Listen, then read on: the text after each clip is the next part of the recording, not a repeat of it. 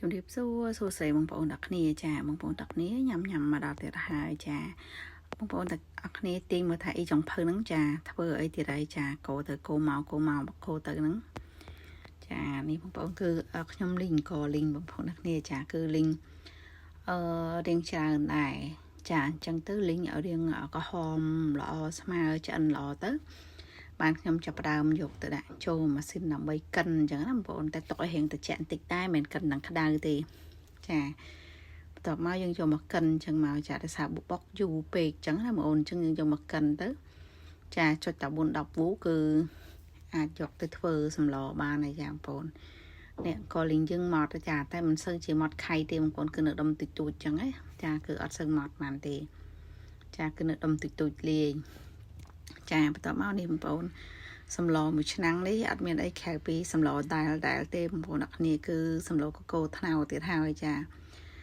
កកូរត្នោតហ្នឹងគឺខ្ញុំមានត្នោត4ផ្លែបងប្អូនបន្ទាប់មកខ្ញុំចិតសាច់ត្នោតដាក់ចូលជាលាយជាមួយ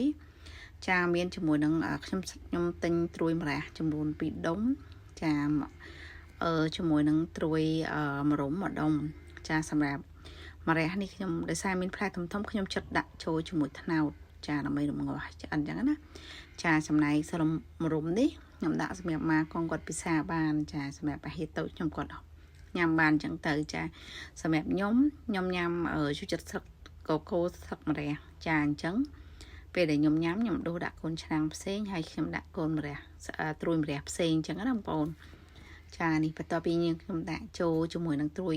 ម្រុំចូលហើយគឺថាសម្លកកូររបស់ខ្ញុំហ្នឹងគឺឆ្អិនហើយបងប្អូនចានេះគឺអាចដួសយកទៅញ៉ាំបានហើយចាសម្រាប់កកូរហ្នឹងផងដែរគឺមានតែត្រួយម្រុំទេចាមានលាយម្រះខ្ចីមួយចិនអញ្ចឹងណាបងប្អូនគ្នាដោយសារមានត្រួយម្រះហ្នឹងគឺមានផ្លែធំចាអញ្ចឹងខ្ញុំចិតយកមកដាក់លាយជាមួយត្នោតមកចាមានត្រីជាមួយនឹងសាច់ជ្រូកឆាមចាគឺដាក់អញ្ចឹងមកគឺមកកងគាត់ពិសាបានអញ្ចឹងណាបងប្អូនចាគឺខ្ញុំឆ្អិនជាមួយនឹងកកូរត្នោតមកហើយចាតោះថាមើលខ្ញុំធ្វើមកទៀតគឺខ្ញុំឆាខ្នែងខាត់ណាដើមខាត់ណាទុយអញ្ចឹងណាបងប្អូនចាគឺខ្ញុំដាក់បំពងខ្ទឹមយើងឲ្យរៀងឡើងក្រហមឈ្ងុយបន្តិចមកចាគឺយកដើមខ្នែងខាត់ណាហ្នឹងយកមកចាក់ចូលទៅម្ដងបងប្អូននេះគឺខ្ញុំអត់ស្រស់ទេចាអត់សូវទេខ្នែងខាត់ណាហ្នឹងផងដែរគឺអ្នកលក់គាត់ថែមឲ្យចាទិញគាត់អត់លក់ឲ្យទេគឺមើលទៅខ្នែងខាត់ណាហ្នឹងស្វិតអញ្ចឹងណាបងប្អូនចាដល់ពេលខ្ញុំយកមកលាងដាក់ត្រាំទឹកគឺរីកល្អចារីកល្អខ្ចីល្អចាអញ្ចឹងខ្ញុំអត់សូវទេគឺខ្ញុំយកមកឆាបែបនេះចាត្រឡប់មួយខ្លាញ់ចាទឹកត្រីស្ករប៊ីចេងអីចឹងទៅ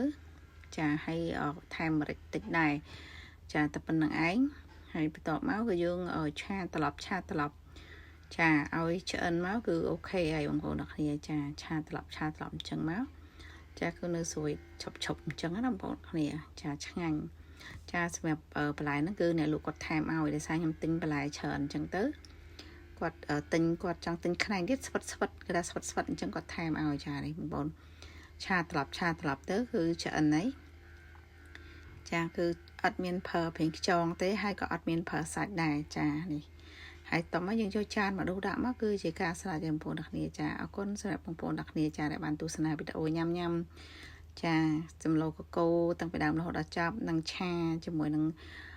ខ្នែងខាត់ណាផងដែរបងប្អូនអ្នកគ្នាចាម្ល៉េះបតងមកជើងហ្នឹងចាអរគុណច្រើនជម្រាបលាចាបាយ